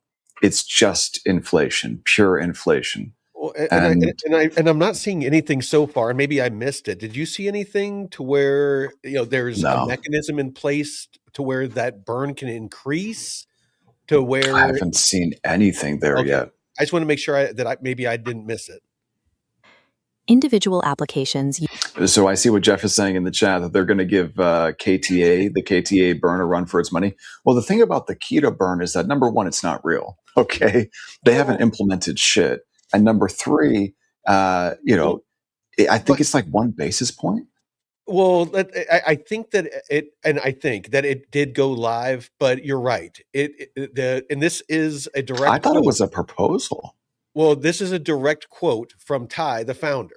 It's going to be a 1 basis point fee, and that a small portion, like nothing specific, no exact numbers, but it's going to be 1 basis point. But then a small portion of that 1 basis point is what will be burned. So That's what is that crazy. exactly? That's a nothing burger. Yeah, I want a burger. I'm hungry. That I know, sounds right? good. Utilizing Right? XTZ are necessary for DeFi, but fragmented, localized platform revenues cannot substitute for a mandatory network-wide scarcity primitive. The execution of the Tezos X roadmap proved that EVM rollups and high-bandwidth data availability layers can scale throughput without fracturing base layer consensus. Simultaneously, adaptive issuance eliminated the threat of unchecked inflation by restricting supply growth and forcing capital into secure, frozen Yeah, but it contracts. doesn't work yet. The outstanding governance mandate is strictly economic. Translating exploding Layer 2 DeFi volume into Layer 1 token value accrual requires precise microeconomic adjustments. This begins with the implementation of a protocol-level base fee burn across both Layer 1 and Layer 2. By intercepting gas fees before they reach validators, the network establishes a direct mathematical relationship between volume and token scarcity. The second adjustment relies on finalizing the canonical STZ liquid staking framework to bridge the gap between consensus and execution. This solves the capital fragmentation problem. It allows assets to secure the base layer and capture the 8.4% staking yield, while simultaneously remaining highly liquid for use as collateral across EVM DeFi markets. Unifying highly scalable, modular technical execution with deterministic tokenomic scarcity is the final essential threshold Tezos must cross to achieve true ecosystem value capture. Yeah, but it doesn't work yet. This is a problem for me with all of these chains that, claim that at some point in the future that it will, hopefully become deflationary, and that there will hopefully be enough volume to drive enough revenue to actually return value to token holders. And that's honestly one of my challenges with CC still, Yeah. is that, but the big difference with Canton is that they're making $3 million a day. Like, that's the big difference. Like, Well, no other chain can compete with that. Well, they're getting almost daily adoption of either validators, super validators, and people launching dApps and Exactly. other stuff. So there's ecosystem growth. Like you Right. said, there's a bunch of revenue. It's the largest revenue generating project in crypto. More than ETH, more than any of them. And So, Mike, do you see this here? This is for Tezos. Take a look at this, dude. Dex volume, $600 in the last $600. The hell? How is that possible? It says a stablecoin market cap of $48 million, DeFi TVL of $18 million, but Dex volume of $600. Okay, so we got to take a look at some of these protocols, because I've never explored the Tezos chain ever. And I think, Robert, in the chat, I think that we did run some deep dive research on Monad. I think we did too. Let me look. Yeah, so here, this is a DEX. The Sirius DEX on Tezos, and it looks like TVL has been just, basically gotten crushed from like the start of the last bull. That is not good. If DeFi TVL on a DEX is going down during a bull market, that's bad. Yeah. Let's take a look at the website for this thing and let's see what's up. So really quick, Robert, if you're interested, go to the node.pro if you're interested in Monad, and we did a deep dive on it. So you can go through and you can check all this out. Yeah, man. And Jeff is saying, wow, I make more in a day than Tezos DEXs. Isn't that crazy? Yeah, man. Hey, hey, do you have a token, Jeff? I'm bullish on that. Right? Exactly. Let's get some value accrual. What is the value accrual of your token, Jeff? Yeah. Jeff. My name's Jeff. Jeff token. Jeff. Oh, dude, that would be a great meme. It would. So this is the Sirius DEX on Tezos. Apparently, Tezos is a layer 1 and an EVM layer 2. So let's see. How do I use this DEX? So what? All I can do is swap XTZ for different random assets on Tezos? Is that really all I can do? The next gen DEX aggregator? Okay, I don't want to swap anything. I just want to take a look at the DEX. Like, what is this? This is all it is. Where are the pools that facilitate the swaps?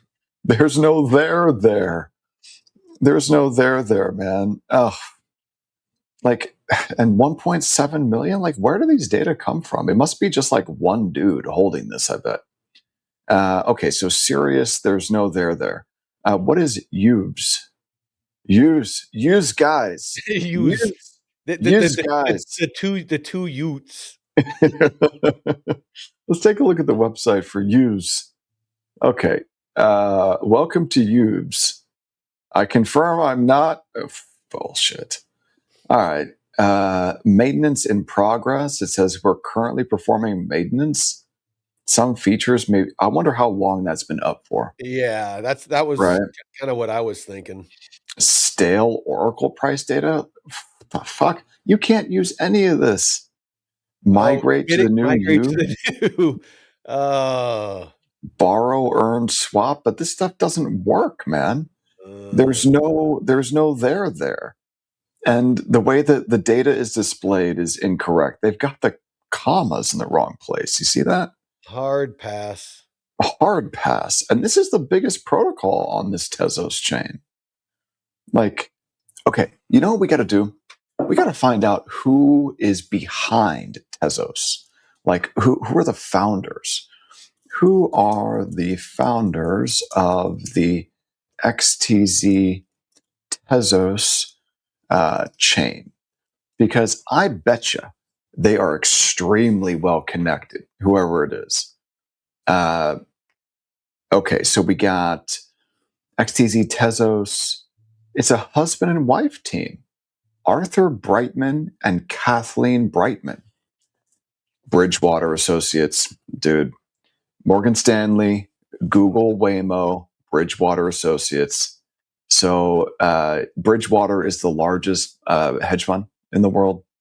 Morgan Stanley obviously is a very large investment bank.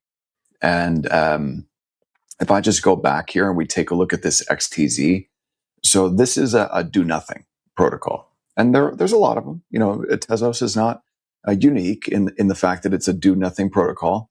What is unique about Tezos, though, is that somehow this do nothing protocol made it onto the SEC's list, the Sweet 16 list, as a decentralized commodity. So it must have something to do with Arthur Brightman and Kathleen Brightman, their connections in Washington. So that's like the only thing that makes sense to me, because like, why in the world would a do nothing chain like this get onto such an important list as the SEC Sweet 16?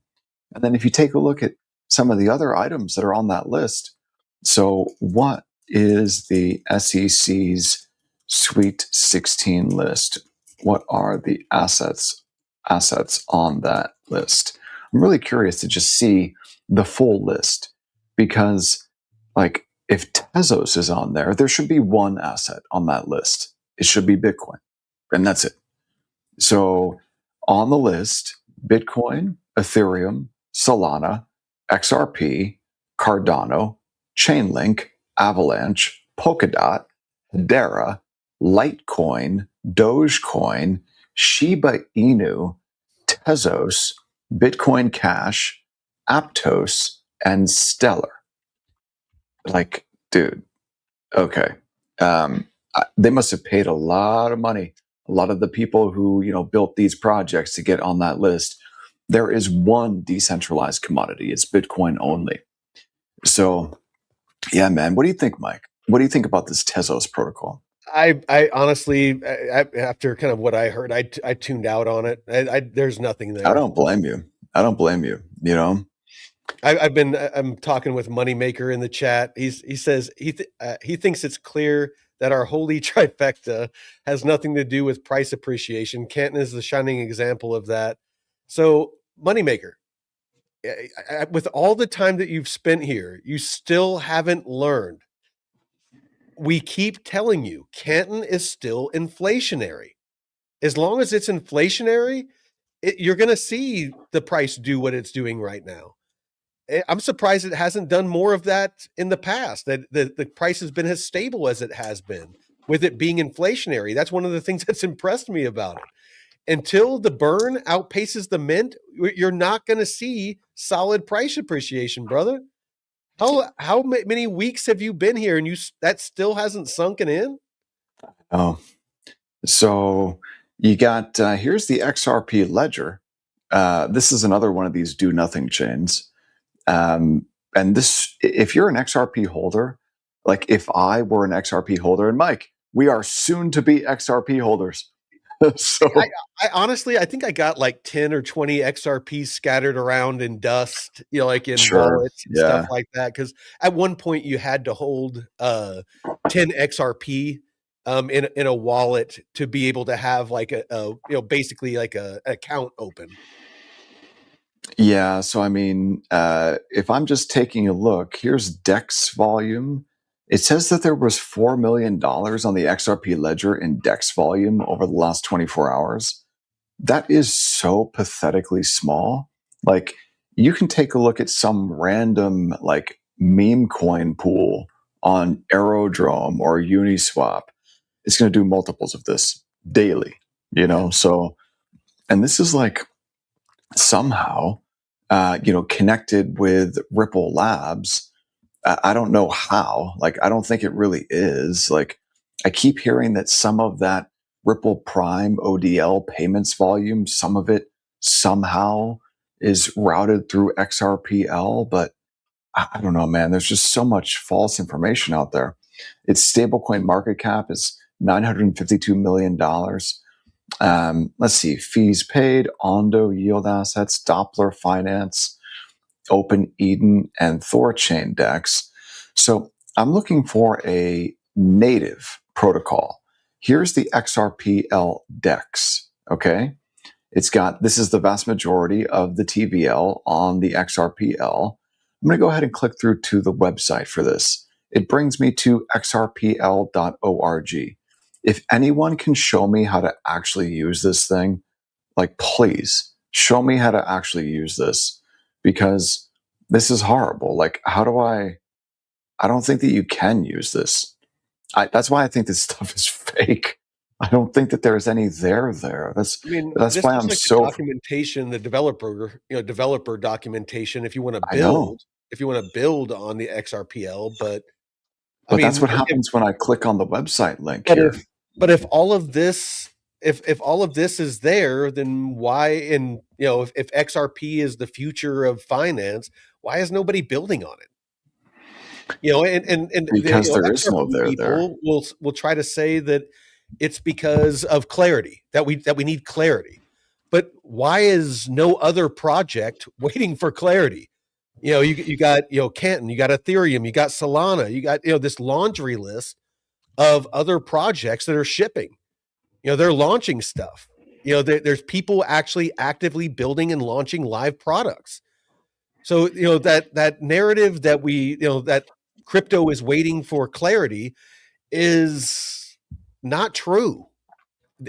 These institutions, these banks are going to where the liquidity is. They're going to the places that address the pain points that they need addressed. And and I say this from somebody who has worked as a COO of a tech company. I've sat in boardrooms. I've talked to VCs. I've talked to businesses, and I hear the same questions, like the valuation, the trifecta that we came up with. This is all the questions that you'll hear if you ever sit in a boardroom and you're trying to get VCs to invest. If you watch an episode of Shark Tank and you listen repetitively over and over again, they ask the same questions. What was your sales last year? What was your profits after manufacturing, or after all your overhead? They ask the same questions because that is how they're assessing the value of that company. If they want $500,000, oh, go ahead. You see the comment from Moneymaker XRP in the chat. He's saying, so this is another logical fallacy that all XRP people make, and this is what Mikkel made this exact same stupid point yesterday when we were talking about XRP. He's like, well, but what about other cryptos? They suck too. And it's like, well, what do you mean, man? Like, not all digital assets suck, okay? But a majority of them. But most of them do. Yeah. But that's a fallacy. You're just deflecting. Yeah. If we give you information about your coin or your project or your chain or whatever, and it's information, it's evidence, like there are sources, there are primary sources. We give you this information, and the information shows you that, hey, there's no there. Like this is a nothing burger. And what you do with that information is you say, well, yeah, but most other stuff is a nothing burger too. Like that's what you're not helping. You're not helping the argument that XRP. You're not refuting what we're saying. You're just saying that other stuff sucks, so it's okay for XRP to suck. No, man. Like I want to look for the stuff that's good. Exactly. So again, we're not here to fudge you out of your bags. We're simply here to point out the facts. And the facts are, if you're going to invest in something, and you're going to take a highly speculative risk, why would you do it on something with a high market cap? If you're going to take a high risk, do it on something with a lower market cap, or do it or just understand what it is that you're investing in by performing as much research as you possibly can and being open to letting in contrary information so you can make up your mind with facts instead of just like listening to people who all they do all day is talk positive about XRP, man. So I appreciate that, Moneymaker. We're fine. Trust me, I'm fine. I'm investing in stuff that meets our criteria, and I'm down a lot less than most people in these markets because of it. I mean, we're just trying to address your question, and we're pointing out the fallacy of your argument. It's saying that it's okay that an investment sucks because a bunch of the other investments suck is not a solid thesis for investing. That's all we're trying to say. It's like saying, I got this bag of dog poo and it smells, but these other ones, they smell too. I want some gold coins, not bags of dog poo. What the hell, man? That's all we're pointing out, Moneymaker. We're not making fun of you, nothing like that. No, man. No. Trying to help. We're just pointing out that this is a common argument that a lot of people try to make, and not just in crypto. They do it in politics. They'll say, like Trump. Scotty D's like, I like the smell of bag number one better. Yeah. People do it in politics too. They'll be like, oh, well, all the politicians are corrupt, so, it's okay that this politician is corrupt. It's like, no, it's shitty that they're all corrupt. That's all we're pointing out. So, yeah, and I think also like one thing that I've learned, Mike, going through all of these pieces of deep dive research, learning about tokenomics for, like hundreds of protocols at this point, like how many pieces of deep dive research you think we've gone through? If we do 10 a week at minimum, and we've been doing this for 5 months now, then we're talking about, 5 times 4, that's 20, times 10, that's 200. Yeah. So we've run through 200 pieces of deep dive research. That's 200 projects, coins, chains. Yeah. And so we've learned a lot about tokenomics. Yeah. And so it's interesting, Moneymaker's XRP's comment in the chat right now. He's saying, so is it true that most projects you like have an infinite supply? So it's not necessarily about infinite or capped supply. It's really more about like the entire economic model. And look, I know that people are going to throw shade by saying that, oh, well, Bitcoin has some problems. I'll be the first to admit that. Yes, it does. But you know what? It is also, I think, the only truly decentralized digital commodity. And so if I'm going to believe in something, I want to believe in something that is sovereign. Okay. And that's what Bitcoin is to me. It's true sovereignty. Yeah. But when you take a look at something like Ethereum, dude, there's a lot of people building amazing stuff on Ethereum. Same thing on Solana. A lot of people building amazing stuff on Solana. You take a look at Canton, amazing things being built and shipped on Canton. And those three projects all have unlimited supplies, but the economic models work. Yep. You take a look at XRP, it's completely broken. It's basically a meme coin. The economic model doesn't work because no one builds anything on it. And instead, you're basically just speculating that at some point in the future, maybe because of insert name of institution here, number go up based on what exactly? I don't understand. It just speculation, because I'll point out the three things that just kill the potential that I see in it is, yes, it has a cap supply of 100 billion. However, like 54% of that Ripple holds, and 1 billion each month is unlocked that they can choose to dump. And often Mike, you see his comment? How is XRP decentralized? It's like the ultimate centralized central bank coin. Yeah. Like it's the ultimate, Well, and really the only value accrual mechanism in it is the burn for the most part. And which is minuscule. And it's 0.00001 cents per transaction. Right. And I've done the math. I did the math at max TPS, max transactions per second. It would take over 7,000 years to just burn 10% of the supply. That's crazy. So there is no burn mechanism there. That means there's no value. There's constant sell pressure. There's constant sell pressure from the escrow unlocks each month. Right, because you got Ripple Labs dumping on your head. So that's not good. Moneymaker. It's not good. And you know what? We can give you a list of coins that actually do look good. So it's Bitcoin for the decentralized sovereignty. It's Ethereum, Solana, because those two are great smart contract protocols, smart contract platforms. You can build permissionlessly on there.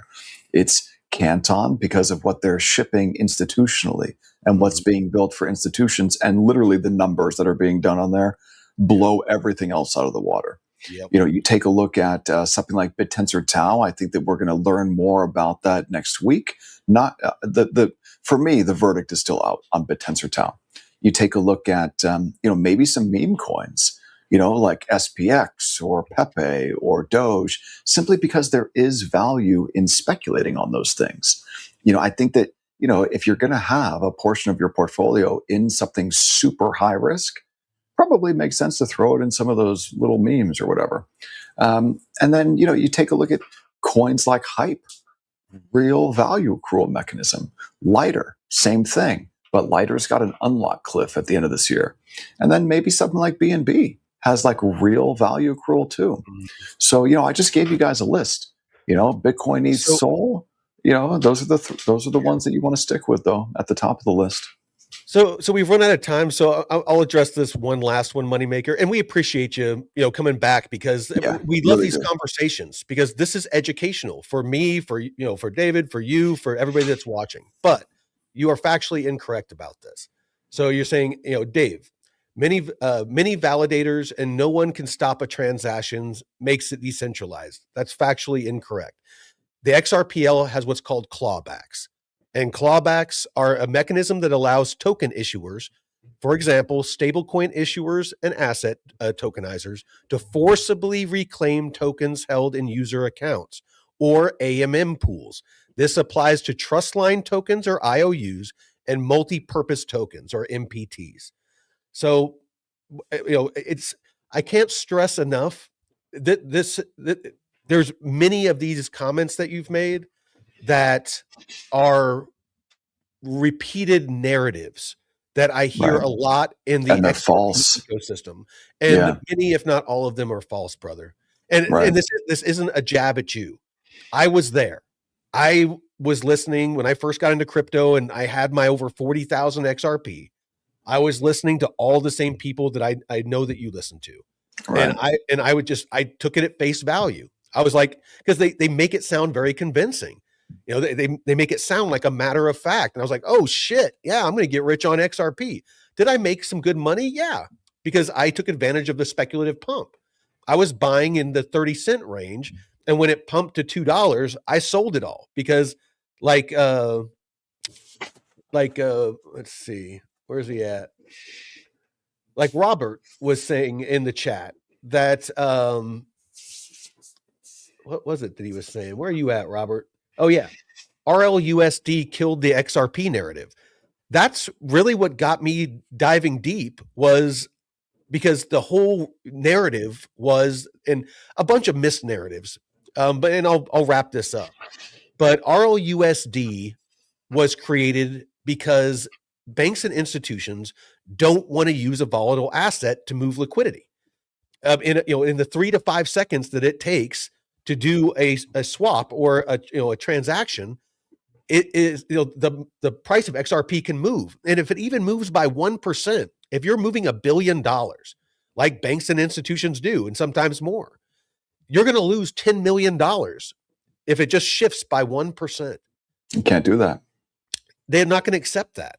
Nope. So that's why Ripple came out with RLUSD and launched it, is because they understand the need for a stable coin. And if that is the future of the movement of liquidity around the globe, you got USDT, you got USDC, you have all these other stable coins out there. OUSD, we did a deep dive on it. JP Morgan and all the banks got together, launched their own stable coin.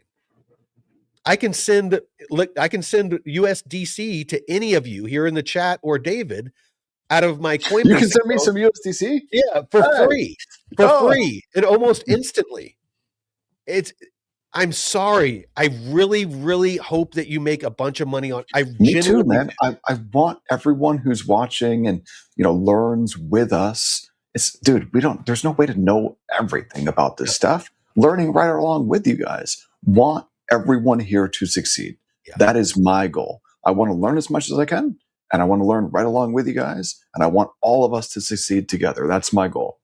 So, yeah, that's why I point out, everything that we do. Moneymaker. Here, I'm gonna copy and paste this in the chat for you. I know you don't like hearing it, but this is the beauty of citing your sources. Here's the link to what I just told you about clawbacks on the XRPL. This isn't my opinion. I didn't make this up. This is from xrpl.org, the official XRPL website. There are clawbacks, and I'll read it really quick.